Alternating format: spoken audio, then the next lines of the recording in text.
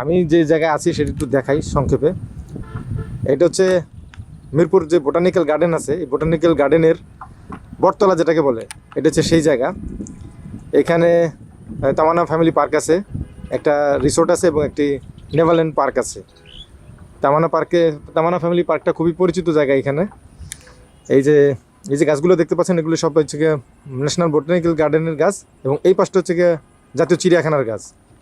তো ভবিষ্যতে আপনারা জানেন কিনা জানি না, এইখানে এই বরাবর এখানে চিড়িয়াখানা একটা গেট হওয়ার সম্ভাবনা আছে।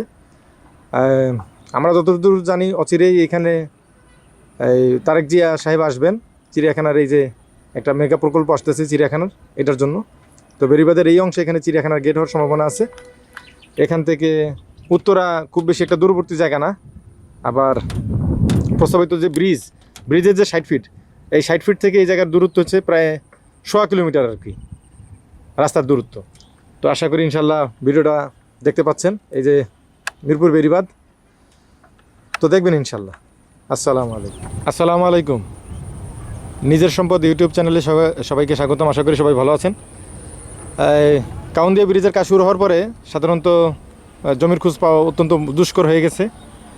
ভালো কাগজের জমি সহজে পাওয়া যায় না, ভালো কাগজের জমি সহজে কম দামে পাওয়া যায় না, আবার জমি বেশি দিন থাকেও না, অল্প দিনেই বিক্রি হয়ে যাচ্ছে। ঈদের আগে সবাই জমি জমা কনফার্ম করতে চায়। তো এখানে যারা কোথায় আসি সেটা যদি একটু দেখাই তাহলে বুঝতে পারবেন।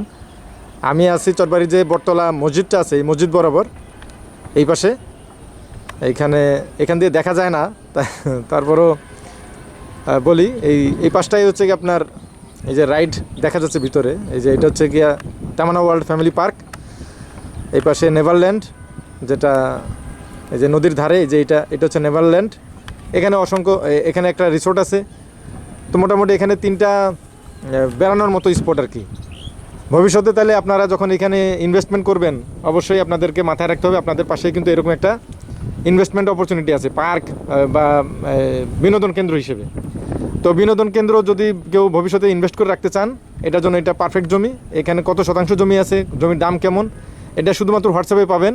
তবে যাদের বাজেট 4.5 লাখ টাকার মতো এবং যাদের কমপক্ষে জমি দরকার 2 একরের উপরে, শুধুমাত্র তারাই যোগাযোগ করবেন ইনশাল্লাহ।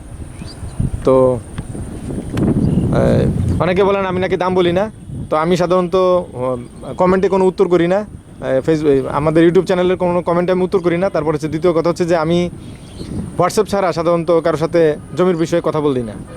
তো যাদের ইচ্ছা আছে, যাদের টাকা পয়সা রেডি আছে, যাদের কি বলবো মনস্থির আছে যে কাউন্দিয়াতে ব্রিজের কাজ শেষ হওয়ার আগে জমি জমা কিনবেন, শুধুমাত্র তারাই যোগাযোগ করবেন।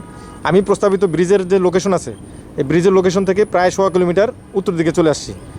আপনাদেরকে যদি একটু দেখাই তাহলে বুঝতে পারবেন।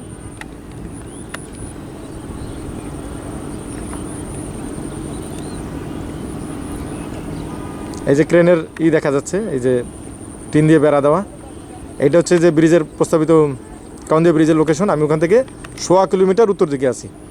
তো এখানে যে জমিটা আছে, জমিটা খুবই একটা ভালো পজিশনে হওয়ায় একপাশে আপনার বোটানিক্যাল গার্ডেন, আরেক পাশে তামান্না ওয়ার্ল্ড ফ্যামিলি পার্ক, আবার নেভারল্যান্ড আছে। ভবিষ্যতে এখানে একটা ভালো সুযোগ সুবিধা আপনারা পাবেন ইনশাল্লাহ। এখানেও এই পাশেও নদীর এই পাশটাও আপনার হয়ে যাবে। তবে জমিটা এই কাছাকাছি না, একটু ভিতরে আর কি। তো সবাই ভালো থাকবেন, সুস্থ থাকবেন, এই কারণে আজকের এই ভিডিও শেষ করবো ইনশাল্লাহ। আল্লাহ হাফেজ, আসসালামু আলাইকুম।